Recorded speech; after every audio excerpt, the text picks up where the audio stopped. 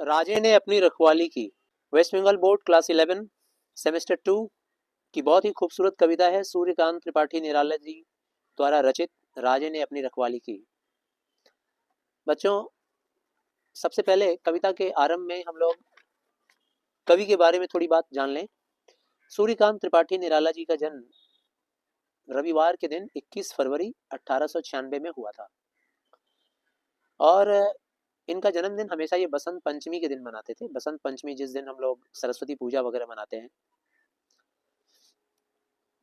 और इनकी जन्म तिथि रविवार को होने की वजह से, रवि का मतलब होता है सूर्य, ये एक पर्यायवाची है, तो रविवार के दिन जन्म होने की वजह से इनका नाम सूर्यकांत पड़ा।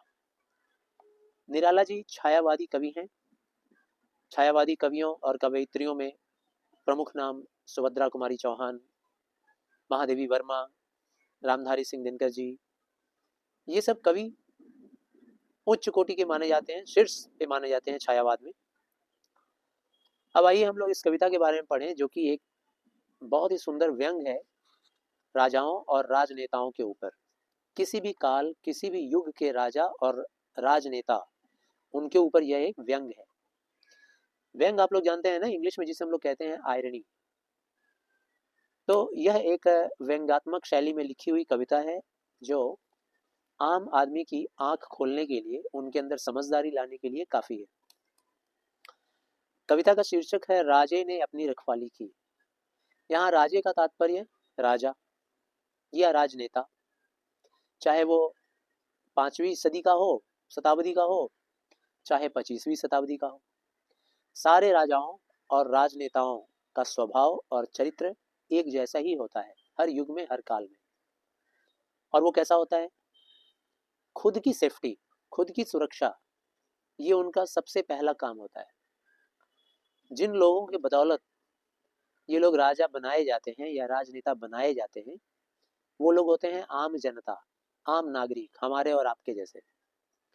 हम और आप ऐसे नेताओं और राजाओं को क्यों चुनते हैं? इस उम्मीद और आशा में कि ये हमारी सुरक्षा सुनिश्चित करेंगे।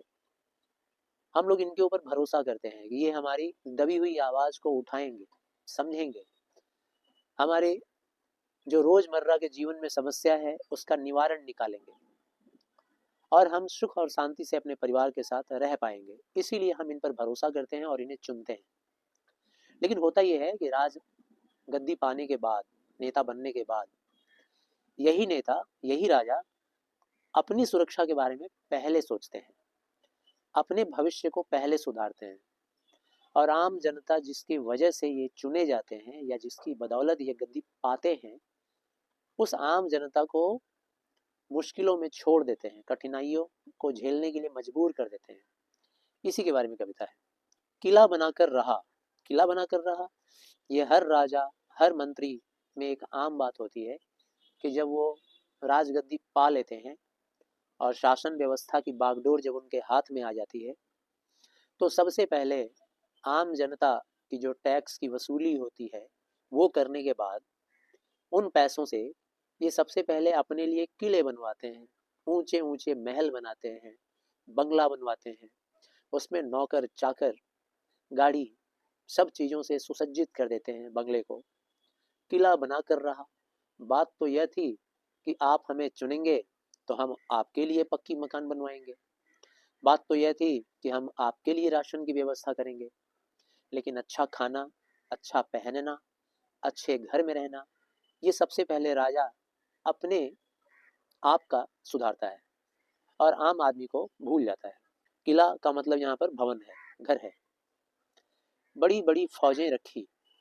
फौजें, तात्पर्य क्या है कि राजगद्दी हासिल करने के बाद किसी भी दूसरे राष्ट्र या किसी भी दूसरे राज्य से उसके गद्दी पर आंच ना आए, उसका भविष्य सुरक्षित रहे, इसके लिए राजा क्या करता है? बड़ी बड़ी फौजें रखता है। फौजें यानी कि सिपाहियों को, सलाहकारों को, उसके मंत्री रख लिए जाते हैं। विकट परिस्थिति में मंत्री उसकी मदद करते हैं कि आप ऐसा करें, ऐसा ना करें, इस बात का सलाह देते हैं। सलाहकार रखे जाते हैं। घर में नौकर चाकर रखे जाते हैं। तो ये नौकर चाकर, मुनीम, मुंशी, चार्टर्ड अकाउंटेंट, इनके सलाहकार, इनके सिपाही, इनके गार्ड्स, उन्हीं को कहा गया है फौजें। और पुराने ज़माने में राजाओं की अगर बात करें तो पुराने ज़माने में राजा लोग अपने राज्य की सीमा को सुनिश्चित करने के लिए या उस सीमा पर किसी का प्रहार ना हो, अटैक ना हो, इसके लिए वो लोग बहुत बड़ी-बड़ी हज़ारों हज़ारों की संख्या में फौजें रख लिया करते थे। फौज, सिपाहियों की फौज, उस तरफ भी आप सोच सकते हैं। यानी कि आम आदमी की सुरक्षा के लिए कोई व्यवस्था नहीं है, अपने लिए सारी व्यवस्था है। चापलूस कितने सामंत आए, मतलब की लकड़ी पकड़े हुए।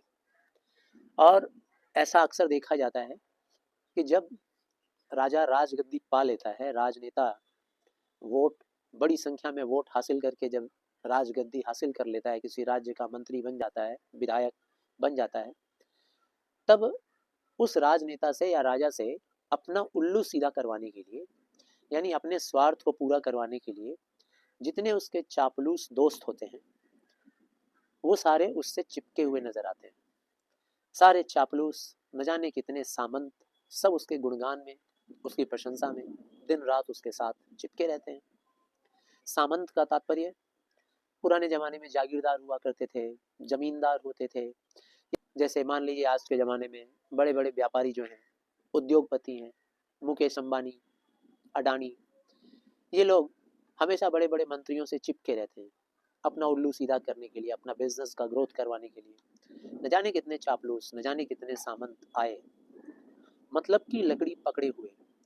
मतलब की लकड़ी, इन सब सामंतों का, जमींदारों का अपना अपना मतलब होता है, बिना मतलब के ये नहीं आते। उस राजा का कोई सच्चा मित्र नहीं होता, उस राजा का शुभ चिंतक कोई नहीं होता। जो भी उसके पास चिपके रहते हैं सब अपना उल्लू सीधा करने वाले लोग होते हैं। वो जानते हैं कि राजा से दूर रहेंगे तो अपने मतलब की बात पूरी नहीं होगी, अपना स्वार्थ सिद्ध नहीं होगा। कितने ब्राह्मण आए पोथियों में जनता को बांधे हुए। यहाँ ब्राह्मण का तात्पर्य उस ब्राह्मण कुल से है, उस ब्राह्मण श्रेणी से है, श्रेणी के लोगों से है। पुराने जमाने में हिंदी साहित्य के इतिहास में वीर गाथा काल जब आप पढ़ोगे तो जानोगे, वीर गाथा काल में जब कोई राजा महाराजा राजगद्दी प्राप्त कर लेता था तो उसके शरण में आए जितने ब्राह्मण होते थे, जितने पंडित होते थे, वो सारे सिर्फ राजा महाराजा की चापलूसी करते थे। धर्म की बातें नहीं बताते थे लोगों में, राजा को क्या पसंद है उसी बात को धर्म बना देते थे जनता के लिए। राजा जैसा कहें आप वैसा करिए, अगर आप राजा की बात को नहीं मानते हैं तो वो अधर्म हो जाएगा, राजा की बात को मानकर चलिए तभी आप एक धार्मिक व्यक्ति कहलाएंगे। तो जब राजा राजगद्दी पा लेता है तो उसके दबाव में, उसके डर से, या फिर यूं कह सकते हैं कि अपना स्वार्थ सीधा करने के लिए न जाने कितने ब्राह्मण उनके सलाहकार बनकर राजा के समीप आते हैं, राजा से चिपके रहते हैं, राजा के शरणार्थी होते हैं, उनके शरण में आते हैं। पोथियों में जनता को बांधे हुए। पोथियों में कहने का मतलब, यहाँ पोथियों का तात्पर्य है ग्रंथ, हमारे धार्मिक ग्रंथ। हमारे धार्मिक ग्रंथ क्यों बनाए गए? वो इसलिए बनाए गए ताकि हम लोगों का मानसिक सुधार कर सकें, लोगों के व्यवहार में सकारात्मक परिवर्तन ले आ सकें, लोगों का भविष्य सुधार सकें। इन ग्रंथों के जरिए लोगों को ये सिखा सकें कि धर्म कितना आवश्यक है मानवता का, जिससे हम मानव दूसरे मानव से प्रेम कर सकें। लेकिन जो ब्राह्मण राजा महाराजा के शरण में आए उनसे अपना स्वार्थ सीधा करवाने के लिए, ऐसे ब्राह्मण लोगों ने तो धर्म का रूपरेखा ही बदल दिया। ऐसे लोगों ने जानबूझकर ऐसी पोथी बनाया, ऐसा ग्रंथ बनाया जिसके तहत आम जनता को राजा की चापलूसी करनी होती है, आम जनता को राजा की बात माननी होती है। अगर राजा की बात को ना माने, उनकी प्रशंसा ना करें तो हम अधर्मी कहलाएंगे।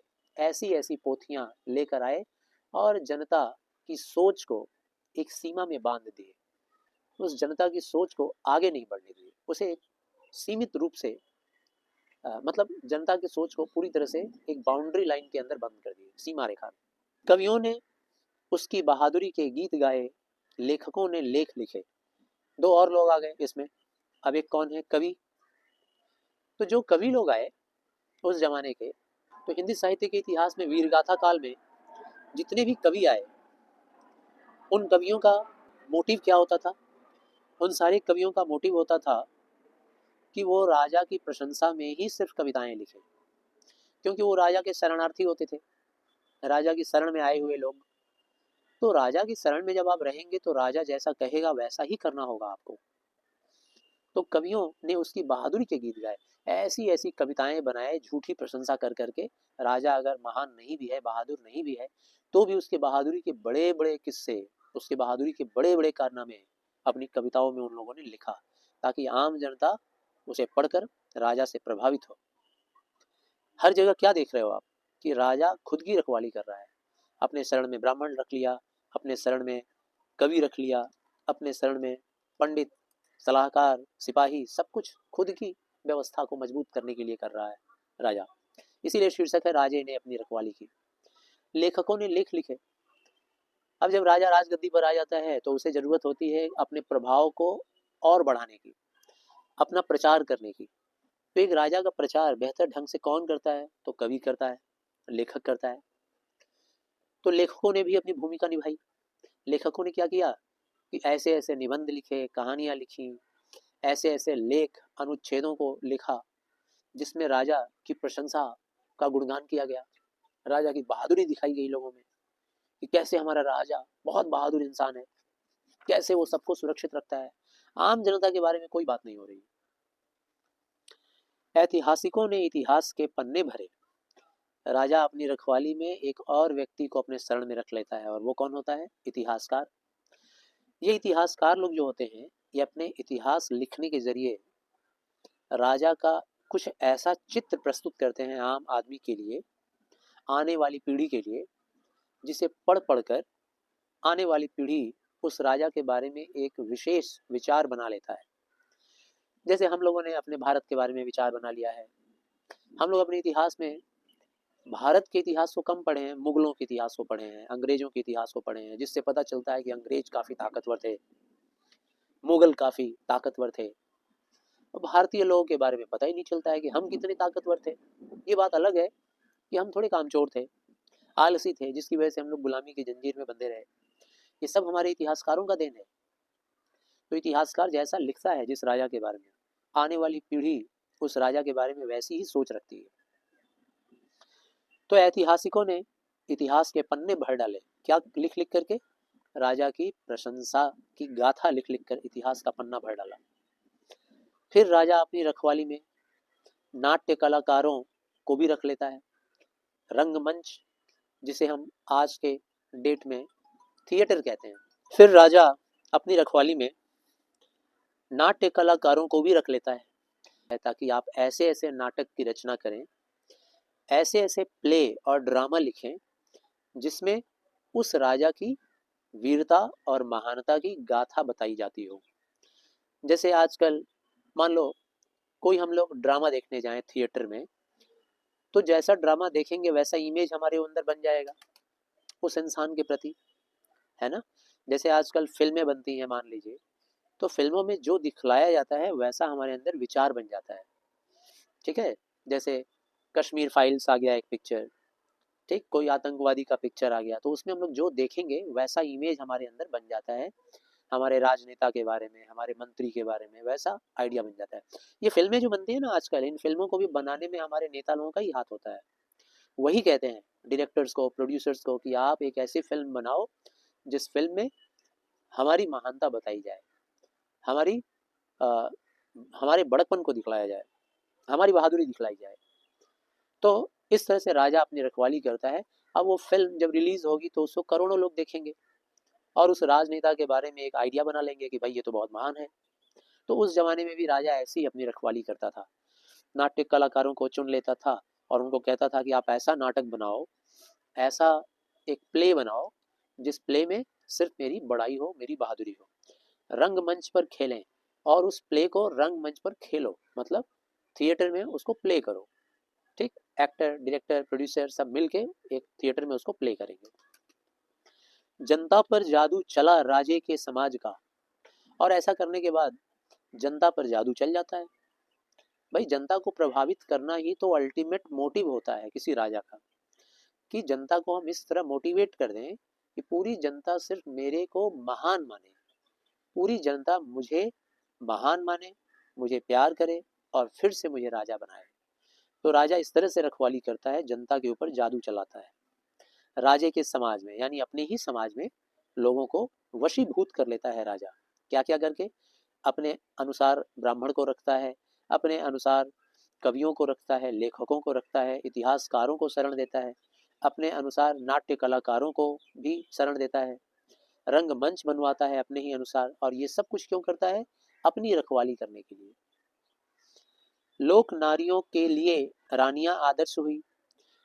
देखिए, जब राजा एक आदर्श चरित्र बनेगा किसी समाज में, तो उस राजा की जो पत्नी होगी यानी रानी, वो आम जनता की औरतों के लिए एक आदर्श चरित्रवान रानी बन जाती है।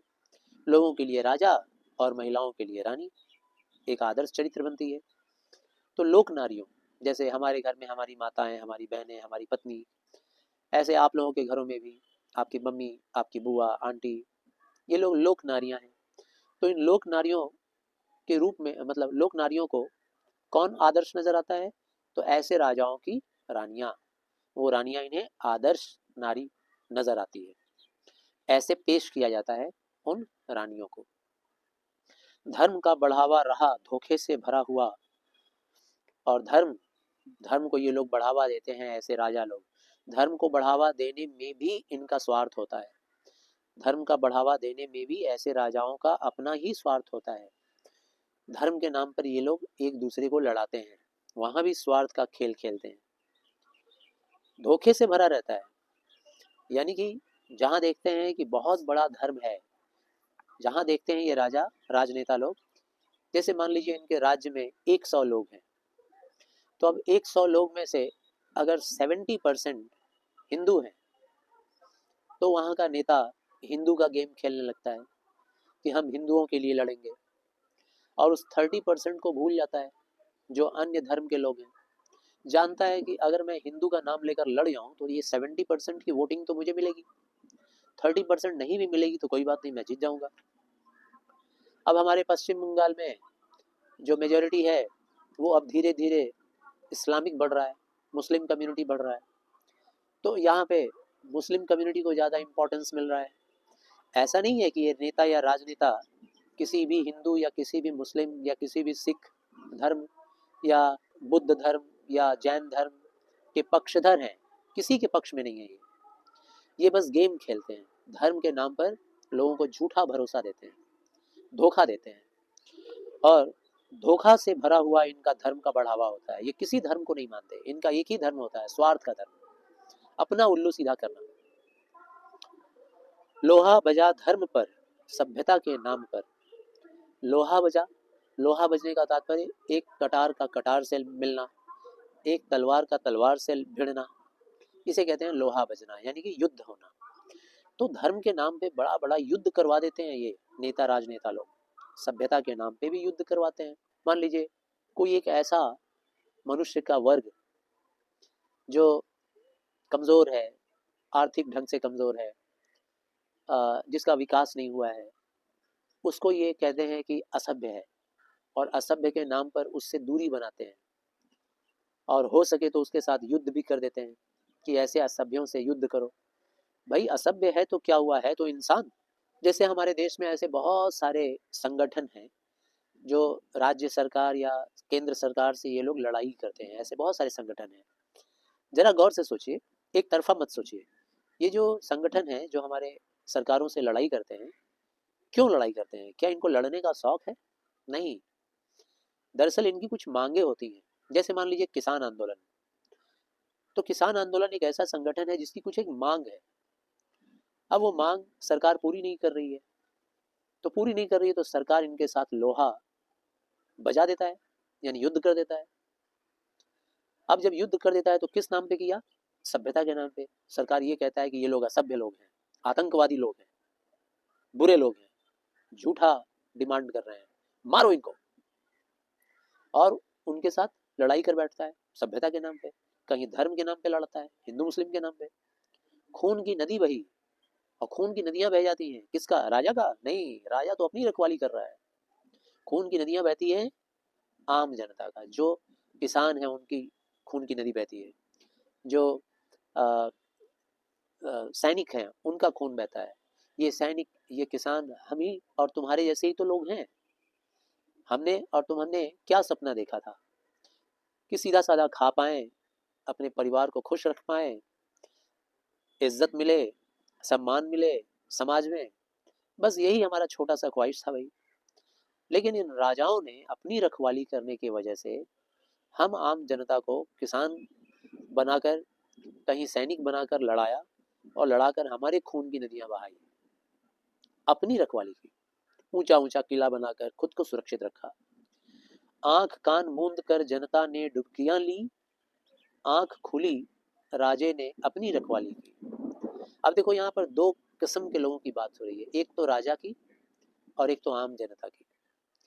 आम जनता जो है वो आंख कान मूंद कर रहती है, बिना सोचे समझे। हम में कोई समझ नहीं होती है, हम में कोई सोच नहीं होती है। हमने अपने आंखों को बंद कर रखा है, कान को बंद कर रखा है। तात्पर्य, हमने अपना विवेक, अपनी समझ को चूल्हे में डाल दिया है और अंधा होकर भरोसा कर लिया है इन नेताओं और राजनेताओं के ऊपर और राजाओं के ऊपर। और जनता ने डुबकियां ली। जनता इन राजाओं और राजनेताओं की बात सुनकर डुबकी लगाते हैं। आप देखते होंगे कि हमारे जो विधायक होते हैं, हमारे जो मंत्री होते हैं, उनके इर्द गिर्द कितने बेरोजगार नौजवान गुंडे बनकर, उनका बॉडीगार्ड बनकर घूम रहे होते हैं। उनके एक इशारे पर मार पीट खून खराबा करने के लिए तैयार रहते हैं। उनका विवेक खत्म हो चुका है, बुद्धि खत्म हो चुकी है कि उनका भविष्य कहाँ जा रहा है। उनका आने वाला जो भविष्य है, संतान है, वो क्या करेगा। वो तो इन नेताओं का चक्कर काट रहे हैं, आगे पीछे घूम रहे हैं। लेकिन आने वाला युग में उनका अपना संतान क्या करेगा, उनका खुद का भविष्य क्या होगा, ये कभी नहीं सोचते, डुबकियां ले लेते हैं। आंख खुली राजे ने अपनी रखवाली की। और दूसरा पक्ष के कौन है, वह राजा है जो आंख खुली रखा है, समझदार है, अपनी सुरक्षा को पहले ध्यान दे रहा है, बुद्धिमान है। अच्छा, यहाँ एक और सेंस में हम बात को समझ सकते हैं, आंख खुली। जब इस जनता, भोली भाली मासूम जनता का आंख खुला, तब इन्हें पता चला कि भाई हम तो अब तक बेवकूफी कर रहे थे। राजा तो खुद की रखवाली कर रहा था और हम बेवकूफ बने थे। इस सेंस में भी आप इसका आंसर लिख सकते हो। और उस सेंस में भी लिख सकते हो कि राजा की आंखें खुली हुई हैं, राजा विवेक शून्य नहीं है, उसका विवेक, उसका बुद्धि काम कर रहा है। तो आशा करते हैं राजे ने अपनी रखवाली की। ये कविता आप लोगों को समझ में आई।